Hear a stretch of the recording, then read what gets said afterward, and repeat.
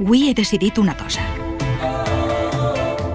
Dir no al passat i veure el futur d'un altre color.